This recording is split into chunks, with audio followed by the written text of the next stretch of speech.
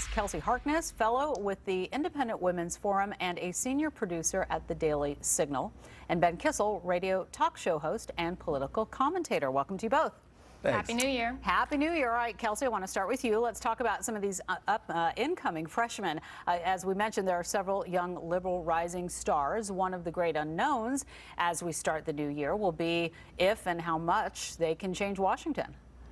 I think the question of whether this incoming freshman class can change Washington is a really interesting one because usually I'd be cynical and say absolutely not, it's going to be business as usual, but I think there is something different, especially among the Democrats. You see a lot of motivation and you see they're very outspoken and not necessarily going to get in line with Nancy Pelosi when she tells them, you know, what messages to be out there promoting. Someone like Alexandria Ocasio-Cortez is already out there with a very far left platform that we don't know if all Democrats are going to be able to unite around. So I think it is going to be perhaps a little bit different this year than others, but it's also important to remember that the government was set up to not allow change.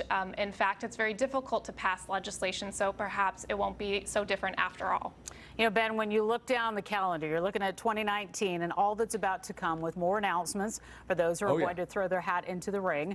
You've got, you know, the healthcare issue, jobs, border security, such a big one right now. What will be the big message that needs to be out there for these candidates? What are you waiting to hear? You know, that's the exciting thing about campaigns. We are going to have a real diverse group of individuals running for the Democratic nominee, whether it be a Michael Bloomberg type, who obviously has different ideas of Wall Street than someone like a Sherrod Brown or an Elizabeth Warren. This is a good thing for the Democratic Party. And one of the stories that I don't think has really been covered enough, when it comes to the 66 seats that the Democrats were able to win in the midterms, only 25 of those seats went to so-called progressive candidates like the aforementioned Alexandria Ocasio-Cortez.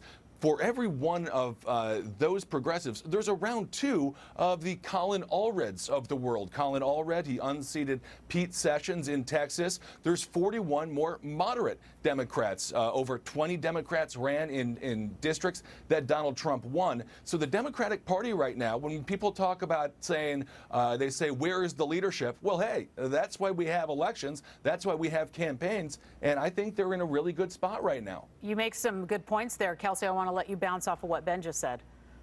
Well, when we look at the race for 2020 among the Democrats, they certainly do have a deep, diverse field. But I think what's important for Republicans to keep in mind and message on is the fact that that this is really a competition among the left of who can call for the most free stuff without repelling too many moderate voters.